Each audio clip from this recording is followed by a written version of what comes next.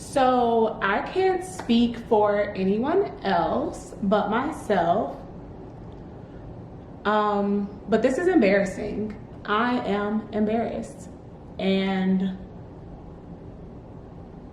I never thought that I would be here. Yet here I am, and I'm gonna tell you why.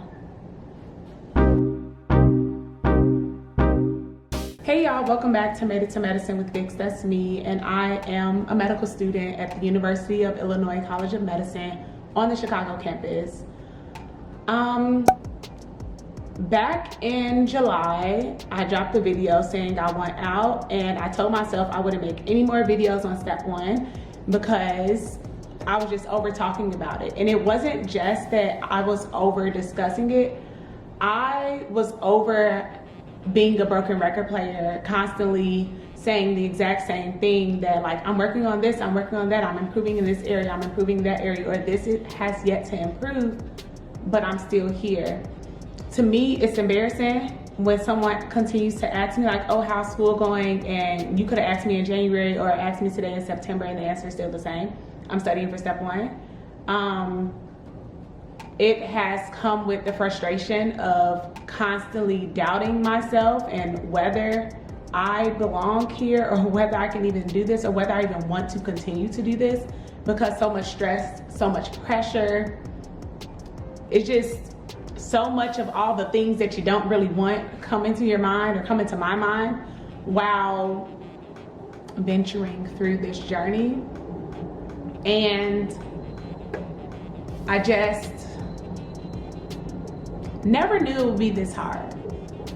And it's weird because I feel like every single step has been hard and every single step has gotten harder.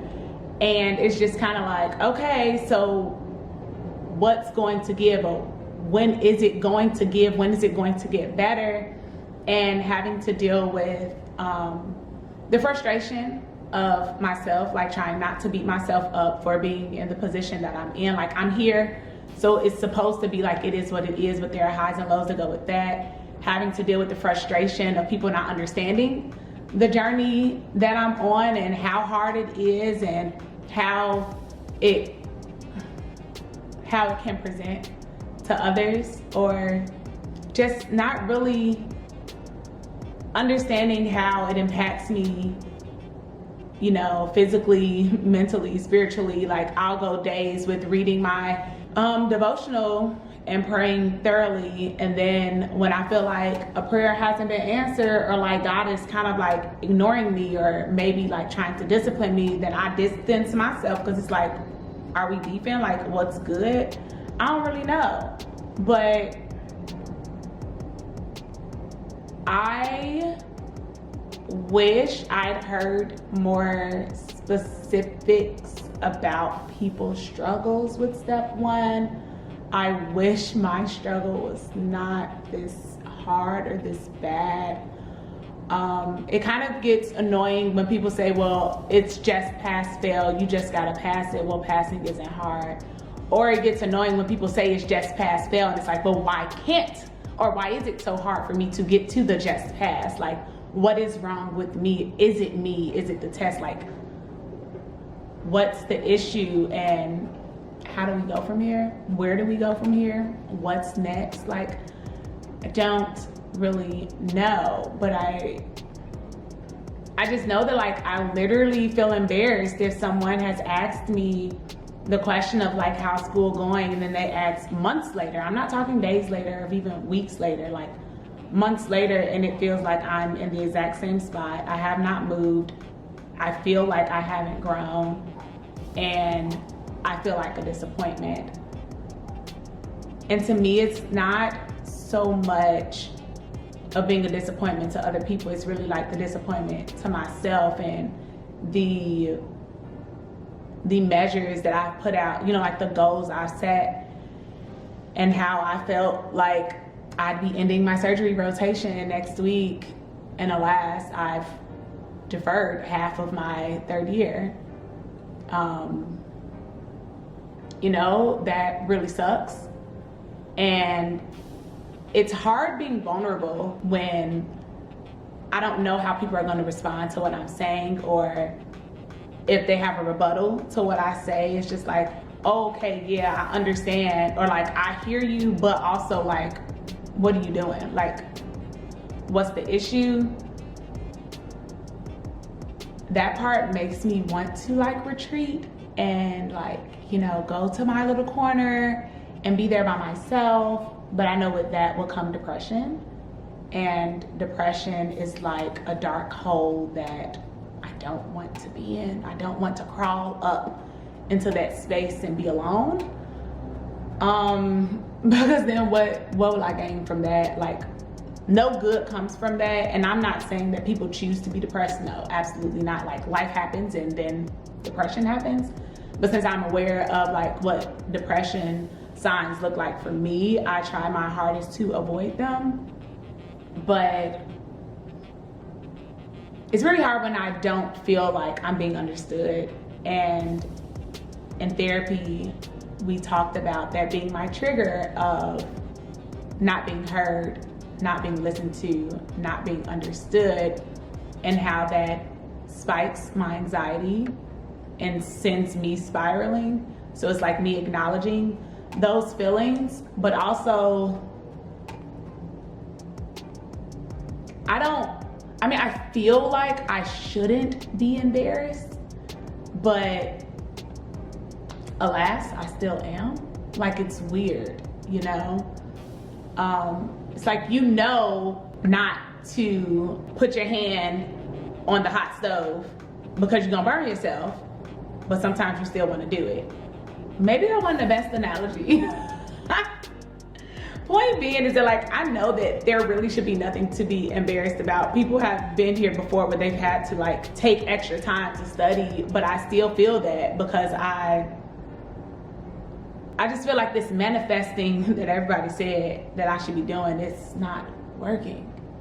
And I'm doing the work too though, you know, like, I'm not just sitting here saying I want to pass and I sit up and watch Netflix all day. No, I've deprived myself of so much joy. I've deprived myself of so much good, so many happy times, so many joyous occasions to still be right where I am. Like, it feels like life is going on without me. Everyone's moving forward and I'm stuck. And I don't know what I've done to deserve the predicament that I found myself in. I don't know like how this is supposed to turn into like some grand testimony, because the tribulation is real heavy right now and it's not fun. I don't think that it's fair. I really wish I had like a super positive, you know, word to come behind that. But right now it just all sounds cliche. And I'm just trying to stick to the basics, you know, I've changed some things. Like in last week's video, I told you I started the PASS program. And I have seen some changes with that and how it's helping to shape my strategical mind, you know, using test taking strategies in order to best answer questions. I still fall into like the same simple traps. Some questions I did this morning, I was like, girl, so you saw the eosinophils were high. Why didn't you choose to answer with eosinophil in it? Like, I couldn't really prove that it was Church Strauss, but I knew, like, you know, it's like, trust the data, trust the labs, trust what they're telling you, and then make your best assessment. Because I don't even want to say guess, because it's like, if you know some things, it's not really a guess, it's just alignment of answers. But there's still days and times where I beat myself up, where I get ashamed of the story that I have that is my life. Don't know if it's okay to reach out to certain people and talk to them about it, a fear of judgment, fear of them thinking that I'm not even trying, or that I'm being lazy, or that, you know, I feel as if things should be handed to me and I'm not doing the work. Fear of being abandoned, in this place by myself, in a place I've never been to, a place where I'm essentially first gen, which means I don't know. And you don't know what you don't know. So there are so many things that I don't know, and I have no way of knowing them without good mentors, leadership guidance before me. But I guess this is really like a wake-up call to myself, because when I say things out loud, I do feel better about them, and I am better to myself about it. Like, there is this feeling of shame, there is this feeling of guilt, there is this feeling of embarrassment. But I've never been one to run from my truth. I've never been one not to own my truth. So this is just what it is. And I am eagerly awaiting the moment when I can get on here and talk to y'all about something that has absolutely nothing to do with step one. And, you know, because I am so tired of talking about this exam. I'm so tired of people not understanding the level of stress and the level of pressure that I am under when it comes to this exam. I'm so tired of like being misunderstood, and I'm tired of the work that I'm putting in not being translated to the percentages that I see on my computer screen daily. But I'm not so tired that I will give up. I'm not so tired that I will just run away from this whole thing. But I am tired enough to put my story out there so that other people don't have to go through the same things that I'm going through. Like, literally, you know, it sucks for me, but it doesn't have to suck for you. And one other thing I wanted to say was that in times when I feel my most alone, the most down, and the most isolated, someone always reaches out to me to like pull me back in. It's like they just have that magnetic feeling to know that like, okay, maybe she's going through something, let me hit her up. Shout out to one of my deans from my school for calling me on a Sunday night when I was brushing my teeth and washing my face, about to get in bed. It was like 9:12 p.m. and my bedtime is 9:30-ish. And she called just to say, I just want to check on you, how you doing? How are things going for you right now? What do you need from me? And you know, I heard that you got into this program, how's that going? And is there any other way that our department can support you?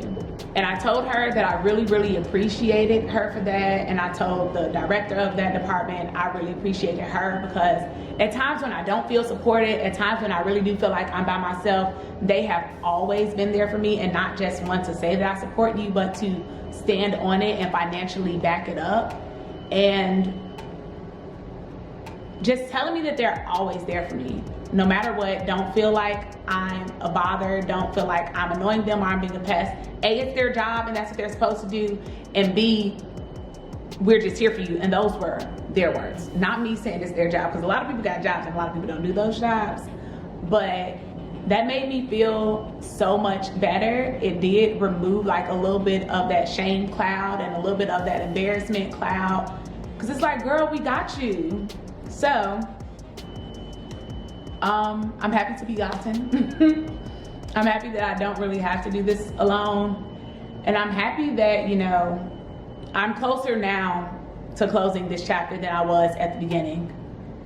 Because ain't no way I'm about to be studying for another 9 months. So I've got to be closer to the end of closing this door, and I'm waiting for that day to come. So here's me removing some of that pressure that I put on myself, and just like go out there and trust my intellect, because if it's one thing that I do know, is that I deserve to be here.